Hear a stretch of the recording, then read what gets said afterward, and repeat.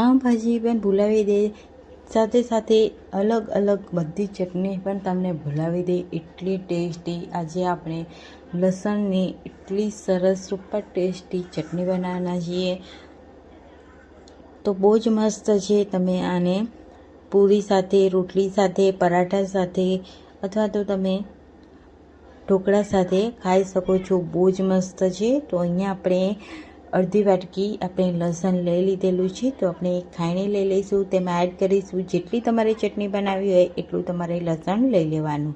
તો અહીંયા આપણે એક વાટકી ચટણી માટે અહીંયા આપણે અડધી વાટકી લસણ લઈ લીધું છે. આપણે લસણને એકદમ સરસ એવું કૂટી લેવાનું છે. તો અહીંયા આપણે એકદમ સરસ રીતે આપણે લસણને વાટી લીધેલું છે. તમે મિક્સર જારમાં પણ લસણને પીસી શકો છો. એકદમ ફટાફટ તૈયાર થઈ જાય છે.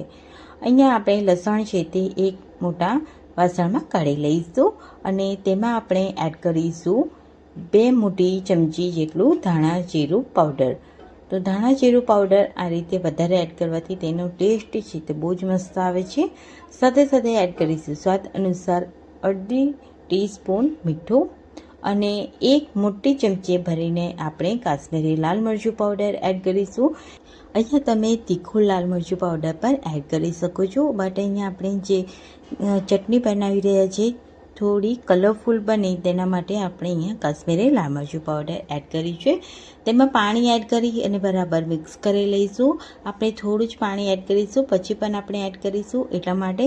તો અહીંયા આપણે ગેસ ઉપર એક પેન મૂકી દઈશું, તેમાં તેલ એડ કરીશું, જીરું એડ કરીશું અને જે આપણે ચટણી પેસ્ટ તૈયાર કરી છે તે એડ કરી દઈશું. થોડું પાણી ફરીથી એડ કરીશું અને બરાબર મિક્સ કરીશું. ચટણી છે તેનું કાચો પણ જતો રહે એટલા માટે. તો અહીંયા 1 મિનિટ આપણે તેને સાતળી લેવાનું છે બરાબર. તો તમે જોઈ શકો છો એકદમ સરસ એવી ચટણી આપણી બોઇલ થઈ રહી છે. હવે આપણે તેમાં એડ કરીશું અડધો લીંબુનો રસ, થોડા આપણે ખાંડના દાણા એડ કરીશું. બેલેન્સ આપણી જે ચટણી છે તે ખાટી મીઠી બને એટલા માટે થોડા ધાણા એડ કરીશું ઉપરથી અને બરાબર મિક્સ કરીશું. ફરીથી તેને થોડી સાતળી લઈશું.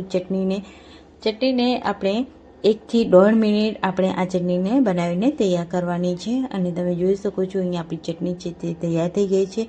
મેં ગેસ ઓફ કરી દીધેલો છે. હવે આપણે ચટણીને એક વાટકીમાં આપણે કાઢી લઈશું.